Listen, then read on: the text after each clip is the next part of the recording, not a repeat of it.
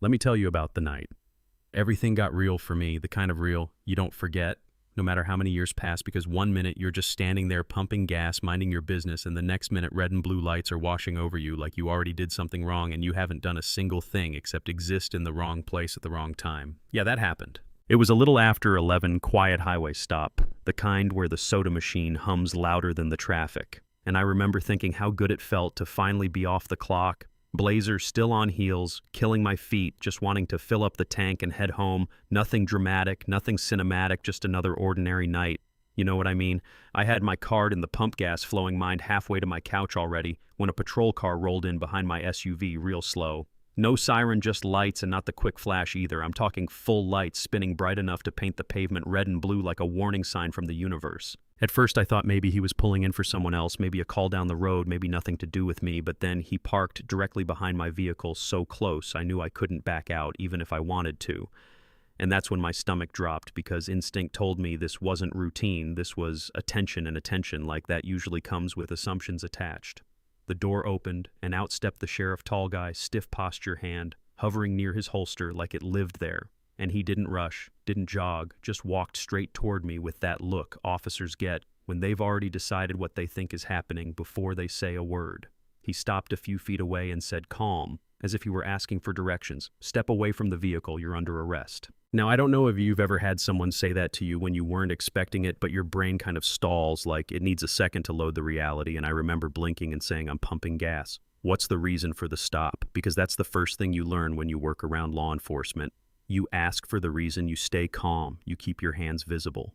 He didn't answer, just circled my SUV, slow eyes dragging across it, pausing on the temporary tag, then sliding back to me, then back to the tag again, like it personally offended him.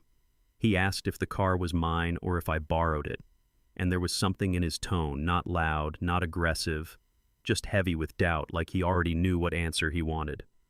I told him I'd reach for my wallet, said it out loud, so he wouldn't think I was making sudden moves, handed him my license, and instead of checking it, he looked at me and asked what I did for a living. Not, "Do you know why I stopped you?" Not license and registration, please, just "What do you do?" I said I worked in public service.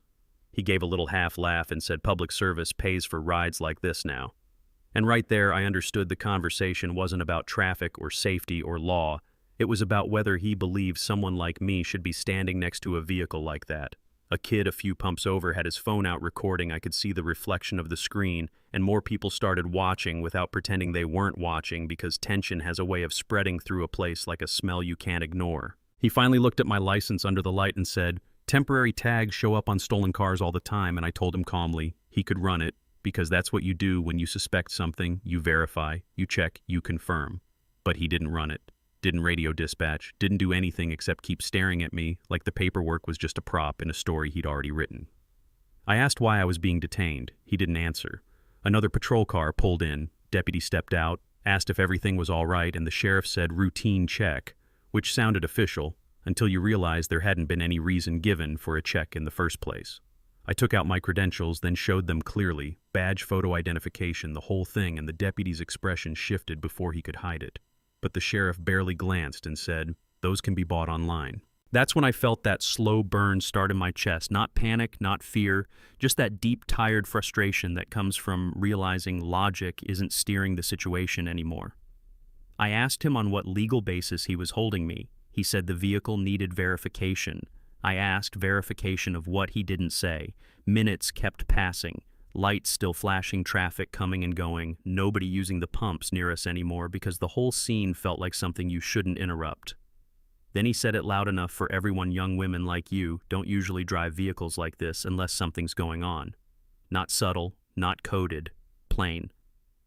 I tilted my head and asked if he was detaining me because of my race, and he didn't answer, didn't deny it either, just stood there, jaw tight, deputy looking everywhere except at us. I said I was calling my supervisor and pulled out my phone. He stepped forward quick and told me to put it away. I said, "Don't touch me," voice still steady but sharper, and I could see the live stream viewer count on that kid's screen, climbing fast, comments flying, people across the country watching this unfold in real time. He told me to step away from the vehicle. I didn't move.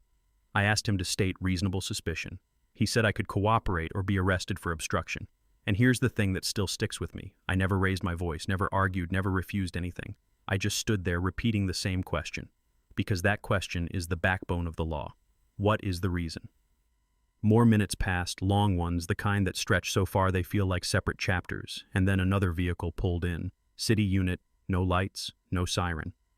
Captain stepped out, looked around once, and walked straight up. She asked if there had been a traffic violation. He said nothing.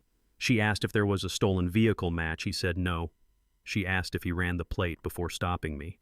Pause, then, no, again. And you could feel the whole situation deflate like a balloon losing air.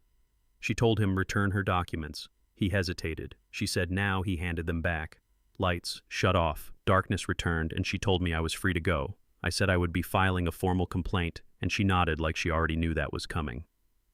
I got in my SUV, started it, drove off, steady hands, not shaking until I turned onto the highway.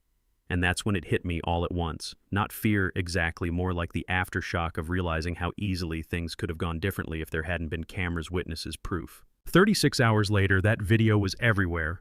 Local news first, then national, then online feeds, where millions of strangers suddenly had opinions about a moment they hadn't lived but could clearly see. The department confirmed my position, confirmed my credentials, confirmed everything I had said was true. 6 weeks after that, the sheriff was terminated, certification, revoked pension, gone under misconduct rules. Investigation found a pattern of stops without documented cause stretching back years. Complaints that had once been ignored suddenly looked very different when stacked beside video evidence. A few months later, I filed a civil rights lawsuit, not out of revenge, but because accountability only matters if it leaves a mark strong enough to change behavior. 14 months later, the county settled for $40 million, and people always focus on the number.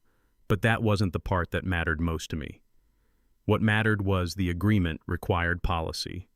Reform written justification before stops, mandatory body cameras, quarterly legal training, independent oversight, changes that would affect every driver who passed through that county long after headlines faded.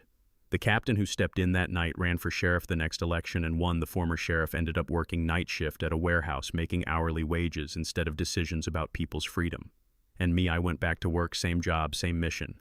Eventually promoted, life moving forward, the way life does. But sometimes late at night, I still think about that gas station, those lights, that sentence he said out loud without hesitation, and I wonder what would have happened if nobody had been filming, if there'd been no witnesses, if it had just been his word against mine. Because that's the part people don't talk about enough. How many stories never get told because there's no camera rolling? How many moments never reach the surface because proof never existed? So here's what I want to ask you, honestly. When situations like that happen, what actually forces change? Is it policy? Is it oversight? Or is it the simple fact that someone might be watching and recording? Because from where I stood that night, it felt like the camera was the only thing in that parking lot with real authority. Tell me what you think. Seriously, drop your perspective in the comments. Agree, disagree, share a story of your own, because conversations about power bias and accountability don't mean much if nobody's willing to talk about them out loud.